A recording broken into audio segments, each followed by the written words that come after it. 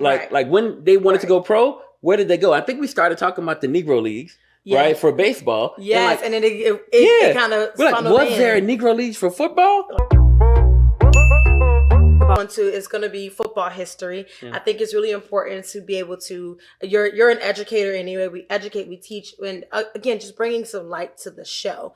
So, when we talk about history, Ohio in itself has a lot of football history. That's where the College Football Hall of Fame is, in Canton, Ohio. Cleveland has a lot of history too. Cleveland's actually trying to move out of Cleveland. Like the Cleveland Browns, the mayor's already announced, like the Cleveland Browns want to leave us. They want to go to somewhere more suburban, somewhere else. They want to get out the hood in a way. So Cleveland wants to leave Cleveland, but they have a specific, like we learned today, a specific person that was really imperative and really important in football. So with that, when we talk about the evolution of like Black players and coming into the NFL, because we were talking with the team today, we're like, well, in the beginning of football, where did these players go after college when they were Black players? Where did they go? How did it work? So we were talking about it, and then we found out the very first Black pro football player, we're not gonna say NFL because that comes a little bit later, and it was about 1902. That first one that came in was Charles Folis Shelby of the Blues. Well, it was Charles Folis, and he played for the Shelby Blues. Okay, right. So and look, played for the Shelby Blues, and I don't want to come at in Ohio. The Ohio League. Yeah. And they were in the American, it's the American Football... American Pro Football Association, something like that. Okay, got it. So I don't want to come at this from a expert standpoint, right? Because to be honest, like we had this conversation and we were like, it sparked from where did Black great football players go? Yeah. When it was time, right? Like when they wanted to go pro, where did they go? I think we started talking about the Negro Leagues, right, for baseball. Yes, and then it kind of was there a Negro Leagues for football? And the reason I don't believe there was, and if there were, they weren't like a big popular thing. No. But the reason there was not a Negro League for football is because there was ways to get in the football. Charles got in. Charles got in. Charles said, I'm going to play this game. Y'all going to have me in here. So him being a player, I believe he was a halfback, being in there, and then they call him the Black Cyclone. Yeah, so imagine that. And his contract is in the NFL Hall of Fame. Wow. Yeah. So they actually found it, I want to say around 1975. They went looking for the clues, like, who was the first, right? Right. So most people, if you go look this up, you'll find Kenny Washington. Yeah. Right. And that's kind of who you'll see. And you'll see him. And that's like, he's the one credited for breaking the barrier. Yes, because he was the first Black NFL football player. Yeah, and then you have Woody Strode, offensive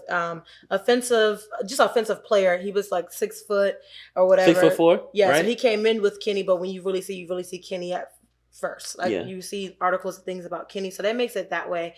He was also like one of the teammates for Jackie Robinson, and then at when UCLA, they played, right?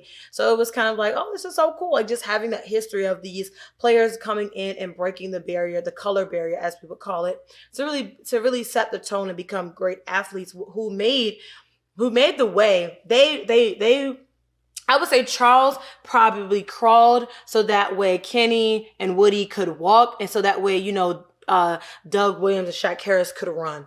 Bob Hayes could run. And I feel like that's just the evolution of where we are in terms of football, especially for like Black athletes. Now we have, majority of the quarterbacks right now are African American. You have some great players: Lamar Jackson, Jordan Love, Patrick Mahomes, C.J. Stroud, Anthony Richardson, Jaden Daniels, Caleb Williams, Caleb Williams, Russell Wilson, Spencer Rattler, Justin Fields, Spencer Rattler. How many? Was it Deshaun Watson? We don't really want to talk about Deshaun that much, but Dak Prescott. Yeah, okay. So there's so many. I've named a lot of them already. Yeah. They're Black. So like look at how far and how like the way that they've come in so many ways. Like we start off with maybe like 1, Shelby Blues. He's one of one. One guy playing with the Shelby Blues. Now, here's the thing that makes this so relevant, right? And I think the reason it kind of came up is looking at, we talked about Negro Leagues for one, and that's kind of how we got there. And what's funny is, Buddy, who we were talking about before, actually played for not only the Shelby Blues, right? But Follis he got hurt at a Thanksgiving game, right? And then he went to the Negro Leagues and played baseball. He was the first like Bo Jackson, Deion Sanders at the time, two-sport athlete. So really a dog. And he was like 6 foot. He was 6 foot, 200 pounds. So whatever we're looking for in a current NFL running back, he was already that, right? So dog.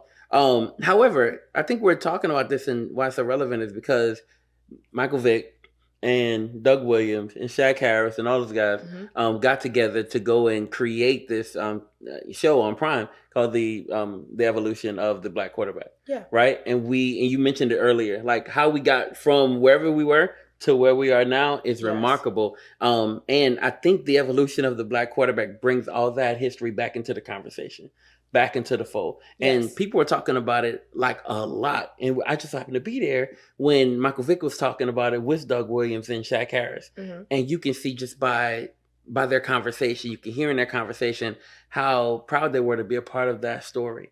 The unfolding of an opening of a league where, okay, initially we were there, but then there was a period of time where they wouldn't let us play for real. Mm-hmm. You feel what I'm saying? And then having to re-break the color barrier is what Kenny did. Right. And now there's a plethora of you really can't have an NFL team without men of color. Yeah.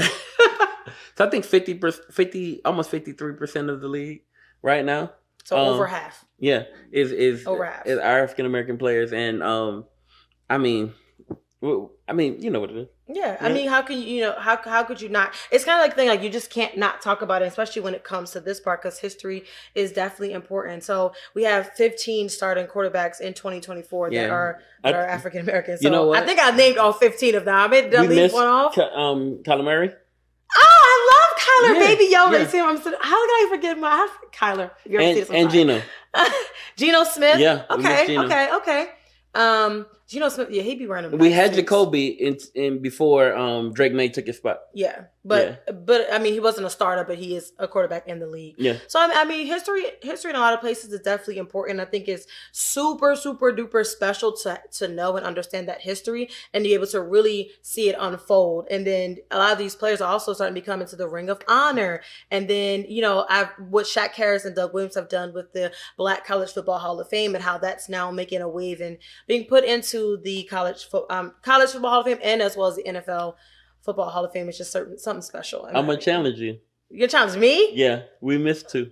We missed 2? We missed 2. We missed 2. Yeah. Okay. We missed 2. Okay. And we missed 2 and they're close to your heart. I said, you talking about for Pittsburgh?